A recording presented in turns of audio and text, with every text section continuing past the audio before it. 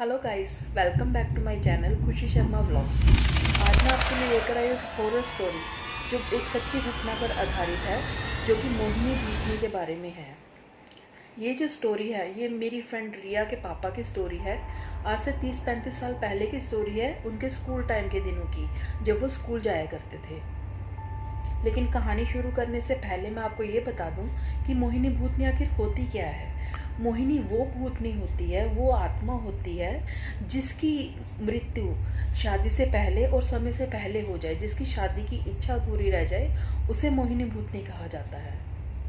चलिए अब story start करते हैं। आज से 35 साल पहले जब रिया के पापा स्कूल जाया करते थे, ये उनके स्कूल के दिनों की कहानी है। वो बहुत ही मनचले किस्म के लड़के थे। उन्हें फिल्में देखने का बहुत ही शौक था और सबसे ज़्यादा तो स्कूल बंक करने का, क्योंकि उनका पढ़ाई में बिल्कुल भी मन नहीं लगता था। एक दिन उन्होंने अपने स्कूल के दोस्तों के साथ मूवी देखने का प्लान बनाया।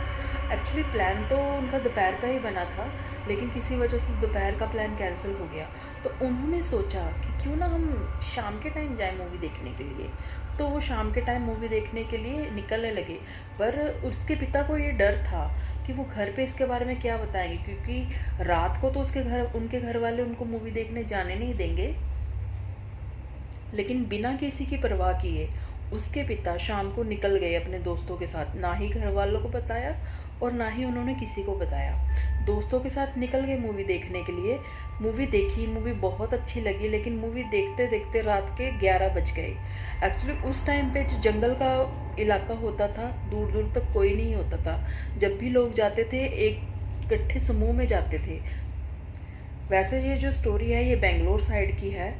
आजकल तो बेंगलोर काफ़ी ज़्यादा पॉश हो गया, लेकिन उस टाइम पूरा जंगल हुआ करता था और जब भी किसी को जाना पड़ता था तो अकेले कोई भी नहीं जा सकता था।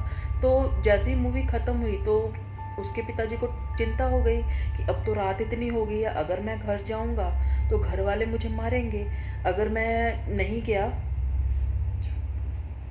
तो मेरे घर वाले मुझे बहुत मारेंगे। उन्होंने सोचा कि शायद आज रात मुझे यहीं कहीं रुकना पड़ेगा। सुबह मेरे पिताजी जल्दी काम पर चले जाते हैं, तो उसके बाद मैं अपने घर चला जाऊंगा।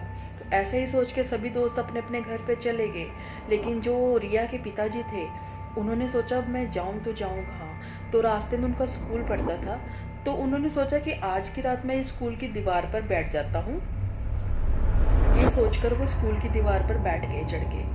उधर उनके घर वाले बहुत ही ज़्यादा परेशान हो गए थे, क्योंकि रात के 12 बज रहे थे और रिया के पिता अभी तक घर नहीं पहुंचे थे। जो रिया के पिता के जो फादर थे और उनकी जो मदर थे, वो इतने परेशान हो रहे थे, वो उनको जगह जगह ढूंढने लगे कि अभी तक बेटा घर नहीं आया है। इधर वो इन सब चीज़ों से अनजान एक स्कूल की छत पर बैठे थे। काफ़ी देर बैठने के बाद उन्हें वो क्या देखते हैं कि एक सफ़ेद साड़ी पहने हुई औरत स्कूल का जो ग्राउंड है वहाँ पे घूम रही है और उनकी ओर लगातार देख रही है। उसका जो चेहरा था वो इतनी सुंदर थी और उसका चेहरा इतना आकर्षक था कि मतलब उन्होंने सोचा कि इतनी रात को इतनी सुंदर लड़की हमारे स्कूल के ग्राउंड में क्यों मतलब घूम रही है। उन्होंने पहले मोहिनी के बारे में सुना हुआ था। उन्हें पता था कि मोहिनी एक ऐसी भूत है जिनकी मृत्यु शादी से पहले हो जाती है और वो इसी वजह से भूत बन जाती हैं। तो उनको अपने पिताजी की वो बात याद आ गई। जब उनको अपने पिताजी की ये बात याद आई तो वो बहुत ही ज़्यादा डर गए। उन्होंने देखा कि वो जो मोहिनी थी वो धीरे धीरे उनकी तरफ बढ़ रही थी और हंस के उनको अपनी तरफ बुला रही थी। वो इतना ज़्यादा डर गए थे कि उन्होंने एकदम से छत अपने स्कूल की छत से छलांग लगाने की सोची। जैसे ही वो छलांग लगाने लगे वो एकदम से स्तब्ध हो गए। उनका पूरा शरीर हिल ही नहीं रहा था। तो होता है ना कि जैसे स्लीप पैरालाइज हो जाता है किसी को, तो वो इंसान हिल नहीं पाता।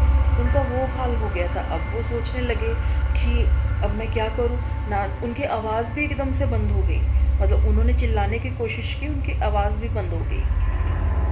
वो इतना डर गए थे।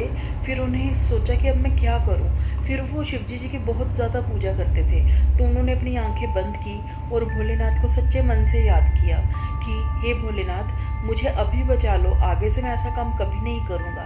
तो जैसे ही उन्होंने भोलेनाथ को याद किया तो एकदम से उनके पैर हिलने लगे, और जो उन्होंने पीछे मुड़ के देखा, वो मोहिनी बिल्कुल उनके पास आ चुकी थी। और जैसे ही उन्होंने देखा कि वो पास आ गई है, उन्होंने सीधा ही नीचे छलांग मार दी।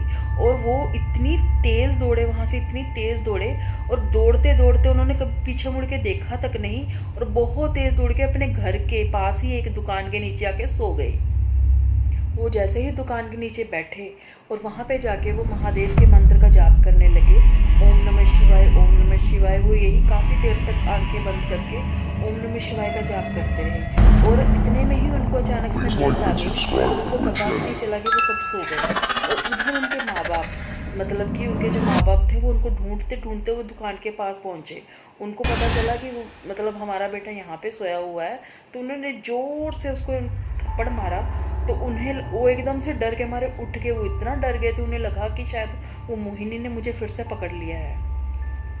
जैसे ही उनको थप्पड़ पड़ा, वो एकदम ज़ोर से चिल्लाए, एकदम इतना डर गए, चिल्लाने लगे। उनको लगा कि जैसे मोहिनी ने उनको पकड़ लिया है। जब उन्होंने देखा कि उनके पिताजी हैं, तो वो बहुत ही ज़्यादा डर गए। उनके पिताजी ने उनको बहुत मारा और बोला कि तुम्हें पता नहीं हम कितना परेशान हो रहे थे, तुम हमें बिना बताए सारी रात कहाँ गए थे। तो वो बड़ा रोने लग गए। तो उन्होंने अपनी सारी जो भी बात थी, उन्होंने फिर पिताजी को बताई। विश्वास तो पिताजी को हो गया था, लेकिन पिताजी ने उनको कसम दी कि आज के बाद वो कभी भी ऐसे अकेले बिना बताए उनको कभी नहीं जाएंगे। तो उन्होंने भी पिताजी की बात मान ली और वो घर चले गए। जैसे ही वो घर पहुंचे, घर जाके वो सो गए, लेकिन उन्हें डर इतना ज़्यादा था कि वो अच्छी तरह सो भी नहीं पा रहे थे। फिर उसके बाद उनको बहुत ही तेज़ बुखार चढ़ गया, और जिसकी वजह से वो 2-3 हफ्तों के बाद जब वो स्कूल गए, उन्होंने स्कूल में जाके अपने दोस्तों को ये सारी कहानी बताई। तो जिसे सुनकर उनके दोस्त भी डर गए, और उन्होंने कसम खाई कि आज के बाद वो शाम को कभी भी घर से बाहर नहीं निकलेंगे और ना ही कभी मूवी देखने जाएंगे। दोस्तों, ये जो मैंने आपको स्टोरी सुनाई है बिल्कुल ही सच्ची घटना पर आधारित है। जो लोग ये मानते हैं कि ये चीज़ें नहीं होती हैं, ऐसा नहीं है, ये चीज़ें होती हैं, लेकिन ये चीज़ों का अनुभव वही कर सकता है जिनके साथ ही आप बीती हो। तो दोस्तों, यही जो नेक्स्ट स्टोरी लेकर मैं दोबारा से फिर से हाजिर होंगी एक और सच्ची घटना के साथ। तब तक के लिए गुड नाइट। और अगर आपको ये वीडियो पसंद आई हो, मेरे चैनल को लाइक कीजिए, सब्सक्राइब कीजिए, ताकि मैं आपके लिए और ऐसी वीडियो लेकर आऊँ। Good night, take care, bye bye.